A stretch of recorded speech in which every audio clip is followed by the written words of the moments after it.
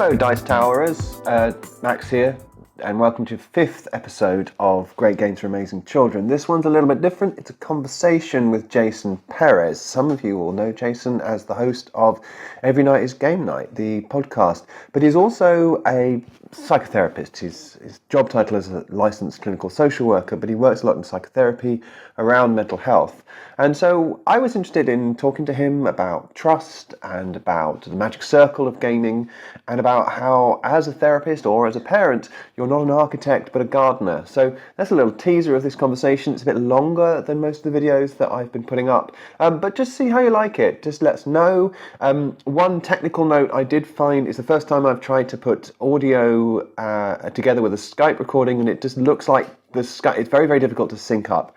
Basically, I found it very hard. I'm sure that one of you will be able to tell me the trick that I've missed.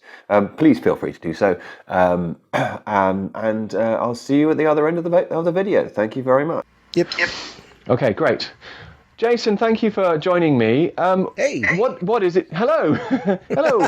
What is it that you do, as the Queen usually asks people? What is it that you do? So I am a psychotherapist. I work with children and families. So they come into my office, or maybe even I'll go over to their domicile, so to speak. Now I have to use like these big words because you said the Queen, so I'm all nervous. So I'll do a home-based thing where we work on all sorts of issues. We work on depression and anxiety. If the kid is, has a little bit of learning disorder, or if there's any kind of break within the family structure, I come in and see what I can do to fix that up. So what you've said there is a break in the family structure, and often those are quite traumatic. So what's the relationship, do you think, between the symptoms of anxiety, which is something that's experienced by the child, and trauma? Is it the same process? Is it an overlap? What goes on there? Okay, so I come from a systems background, so I'm always looking in terms of relationships, right? So trauma is one factor that can rupture a relationship. So like trauma isn't a problem. Like, trauma is basically something that happens, and, how the person receives the trauma is going to be the big thing. So if the person receives a trauma and they can maintain relationships, then, we work with it that way. But it's the impact on their family relationship. And I find that the further the relationship is, the more anxiety is a problem, it's almost like that's the one-to-one relationship. So like the further away a child is from their parental units or from people, from loved ones, that's where the anxiety comes in. And if trauma is one of those causative factors, then we'll treat the trauma. And so we're obviously going to be on a board game channel, so we need to talk about board games at some point. Absolutely. What is the role of, let's talk about, first of all, play. What's the role of play generally in bridging those gaps, in getting people back together in that way? So how do you fix relationships? How do you fix relationships is you create kind of momentary pathways where the relationships are safe, and then you allow the healing to happen so that, that the person, whatever it is, let's say it's the child that's having a traumatic experience, they have like little pathways of safe relationship, and play is definitely one of those pathways. And then they could start the process of healing their overall relationship. So it's kind of like, it's not like a pill, here, have a board game, or have a, things get better. It just creates the situation for healing. Absolutely. How about you? Have you used play in a relationship? I certainly have. I've used a lot of play. I think I've used play quite a lot in assessment. I'm quite playful in the way I assess children. I'm not a therapist. I'm an assessor, and I do some medication work. But I've used play with my relationships with my children a ton, of course. And with other people. But professionally, it's mainly just how the child responds to that experience of play is quite important assessment-wise. Yes, absolutely. Yeah. Mm-hmm.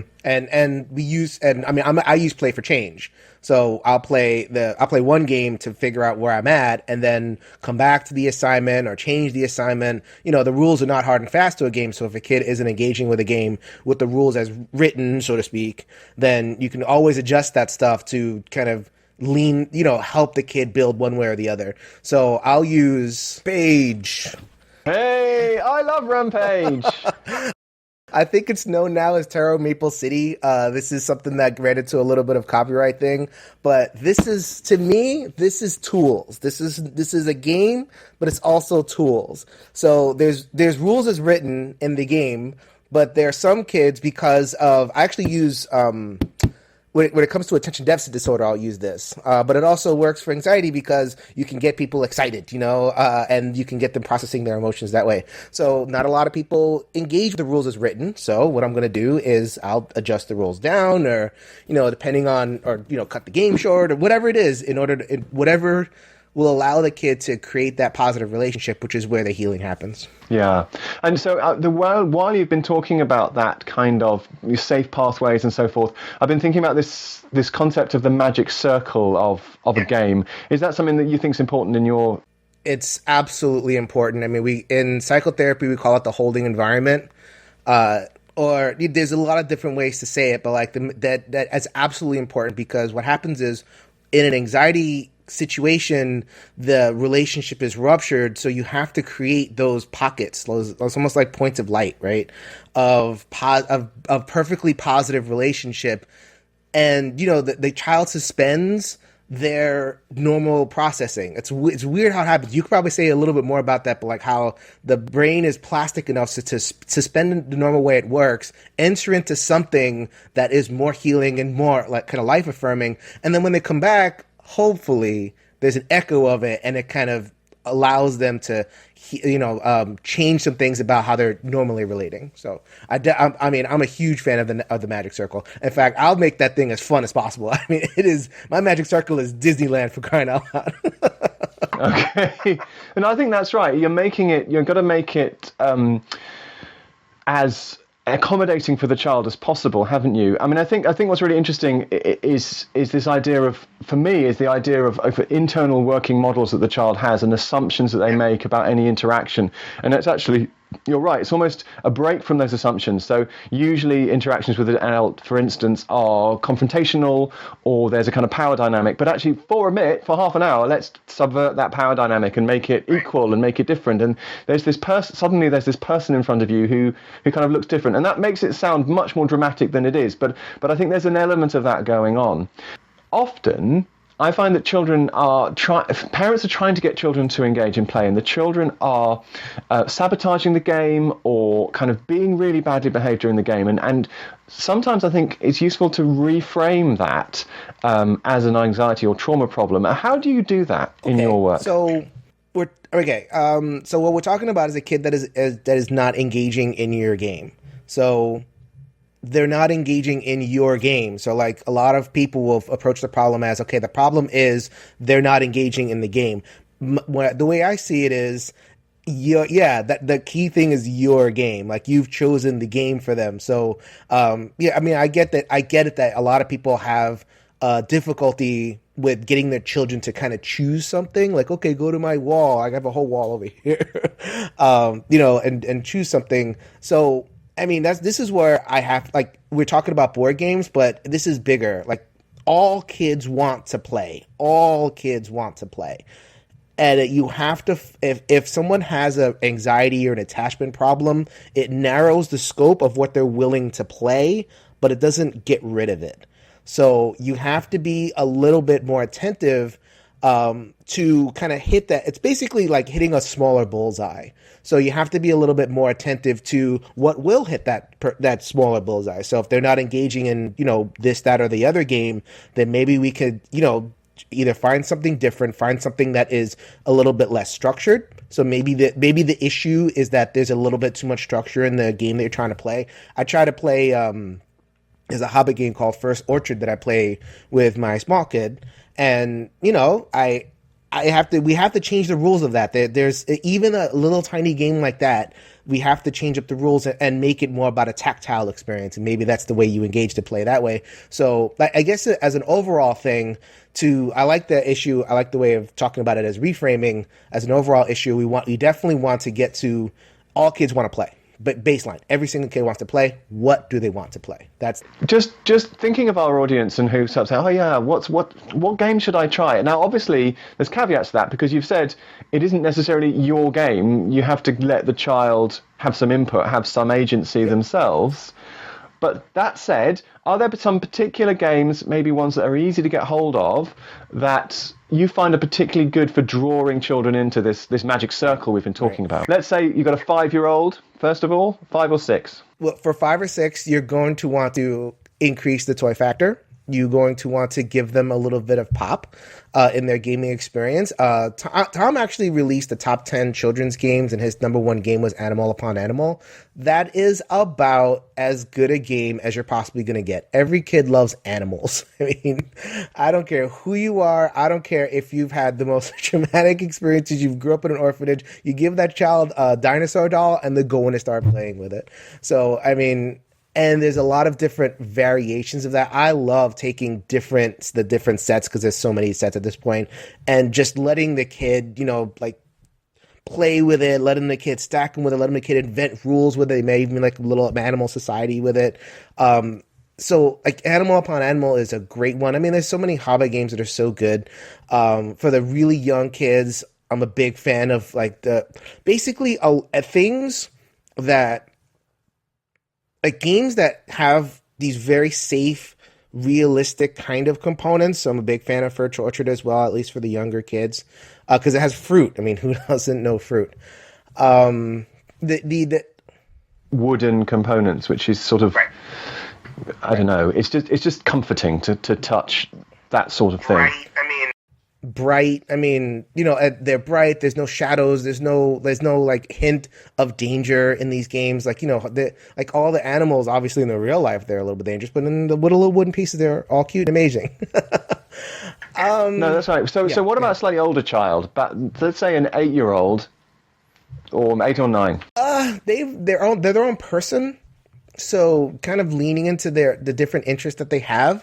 So, at that point, they're school age. So Ice Cool is excellent. Ice Cool, it's another game that is basically you lay it out, and it doesn't have to be the game that it is. I think that's kind of the thing that I like to emphasize when it comes to opening the world of games up to kids. It doesn't have to be the rules as written. If you're going to be locked into that, then that's a huge problem because they might not want to play the game that you want to play. It might actually reinforce anxiety and attachment because now they're feeling like, oh no, I don't want to live up to the rules that the elder has set for me. You got to kind of down tune this stuff. So I'll lay out Ice Cool, and what I love about Ice Cool is that the board game, the actual physical component itself lays a story. They can look in the classroom, they can look in the cafeteria and everything. It's like, and they can kind of impute themselves. I actually encourage that. It's like, okay, do you remember when you were in this room and Mrs. So-and-so came in and you were trying to run away and blah, blah, blah. So that's a really awesome one. And it has I love tactile. Anything that has tactile pieces is wonderful. Like when it comes to anxiety treatment for adults, people laugh at fidget toys, but gosh darn it, they work. The spinners and the fidget cubes and everything, tactile. Anxiety is a mental event, so you have to get people involved in their physical in order to cancel out that mental. It works for children too. So if you have, I recommend a lot of games that have physical components. Those are just 2, and Rampage and a couple of others. I think you said something really important, which is the physical cancelling out the mental. If you've got someone who's struggling mentally, if they can do something physical, and that's one reason why exercise is so good. If you can actually get to do exercise. Yeah, that's a really good point, actually. So let's talk about the older child, because often play has kind of diminished to, well, I would say diminished to sort of just endless video games at that point, and often can get a bit solitary. So the older child, maybe 10, 11, who's a bit alienated perhaps from everything, how do we draw them back in? When it comes to the older child, this is going to be more and more dependent on personality. Like the personality kind of goes up and down the ages.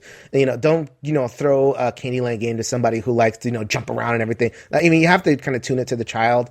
When it comes to the older child, what I find is that don't be afraid to kind of skimp on the challenge if you want to kind of don't dumb it down for them. Like obviously with a younger child, you have to you're gonna have to futz rules. But I've even found like I'm actually doing this in sessions right now. I'm playing Magic the Gathering with a kid, and 10 years old is, or whatever it is, 8 to 10, they could take that. Or Munchkin. We did like I have a Munchkin. I have all my Munchkin sets. Yes, I know. Stop. There are people who are like, Munchkin, you have that? No. I have Super Munchkin, Munchkin Impossible, and all that stuff. And we actually had a kid who and there's a lot of text on the cards. So it actually has the cool combination of text and picture. So like it'll have the text, and then the picture will help them read it. So their minds are like just talking about getting them out of their frames, their kind of pathways. So they have these, what you call it, the inner working world or something like that, like the inner assumptions. When you throw a heavy mental load like that, so like a Smash Up or a Magic the Gathering where it's text and pictures, they can kind of enter that a little bit. The trick is kind of engaging them, so you have to be a little bit of a salesman when it comes to that respect. But once they're there, there's enough on those cards to take them out of whatever they're doing. And then when they get into the combos, when they go like, boom, boom, boom, now you get into the point. Yeah, like I think that's absolutely right. Smash Up's a great one. I think I want to bring that to the fore because it's easy to get hold of. A starter set's not expensive, particularly if you've got to play 2-player. And you have got, you just got this really cool things you can be.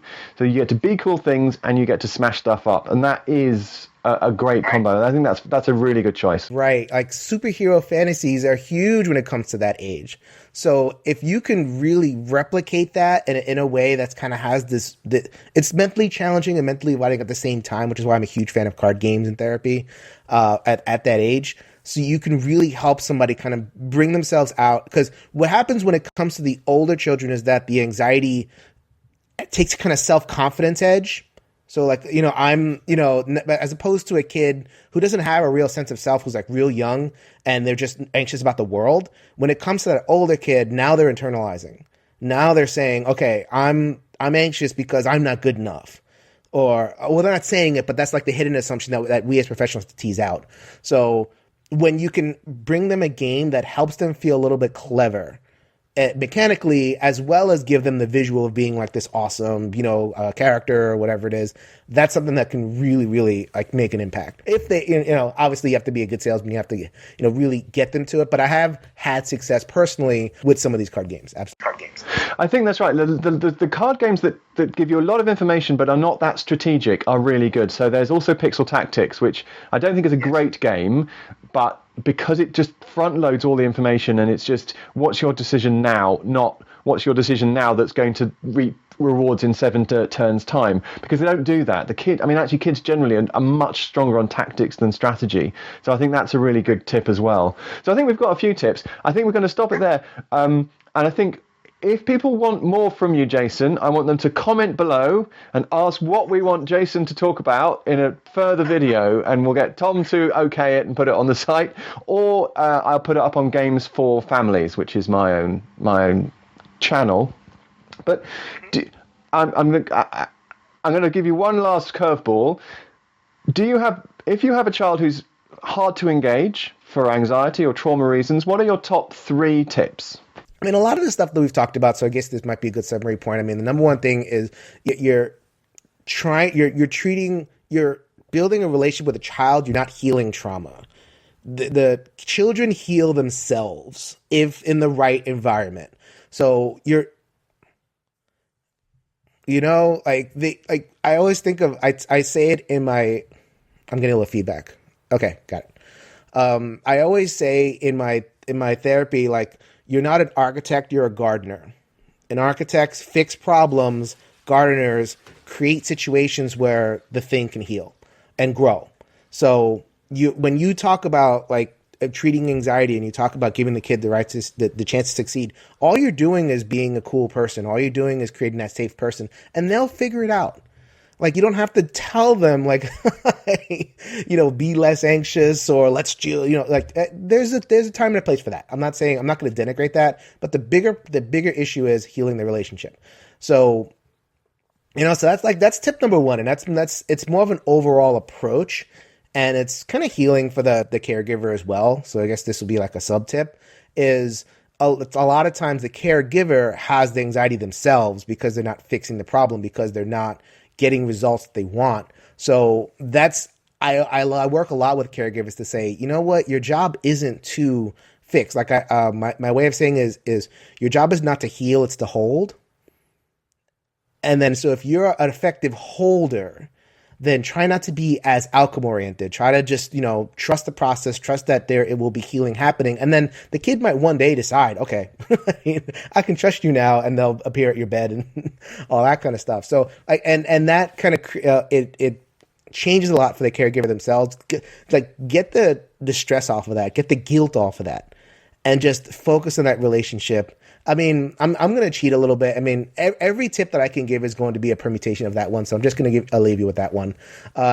You are not treating trauma. You are not treating anxiety. You are building relationship, and they heal themselves. So one tip to rule them all. That's what you're going for. Exactly. That sounds good. That's a good phrase. Someone should use that in a hugely successful trilogy of books sometime. I'm sure you came up with it all by yourself. I absolutely did. I am literally Tolkien. Anyway, thank you very much, Jason, for all of your contributions. Where can we find you if we want to hear more from you? See my podcast. I have a weekly podcast on the Dice Tower Network called Every Night is Game Night. We are games on there all the time. Very few times I will kind of do the mental health thing. So I have a couple of episodes on that. You can go check that out at everynightisgamenight.com. If you want to hear more from me in terms of the mental health stuff, you can engage with me via Twitter, might be the best way, @IanJin_podcast. A lot of folks are talking about mental health stuff. You'd be surprised how open more and more people are opening up and everything. And if you want to hear about some of the different things that I do, I mean, there's anxiety, there's ADHD, there's trauma, there's grief. There's also depression. I'm probably my expertise is depression. So I have all sorts of stuff to say about that. So if you guys want to hear more from me and Max, I mean, I thought this was a lot of fun. Please let us know in the comments. Let us know how long you want the episodes. Let us know how you want to structure the episodes. I mean, I'm having a lot of fun. So as long as Max is willing to have me, I'm willing to come back. Well, let's see where the whole series goes. But Jason, thank you very much, and thank you very much for your time. So I hope you enjoyed that.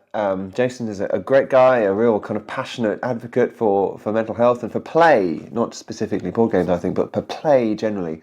So I was really excited to talk to him. If you want me to talk to him again and put it out, we might do it on audio or video. Just let us know what you want. The next Great Games for Amazing Children is scheduled to be the last one, so I will probably wait until this goes up and a couple of days before recording it, just so people can tell me the last things that they want to cover. If there's anything you want to cover you feel we haven't covered yet in a video, then do let us know, and I will put it in. I've got some plans I'm going to do about executive function, getting stuff done, organisation, memory, so forth. But anything you want me to add in, I'm very happy to add in. All right, I will see you soon.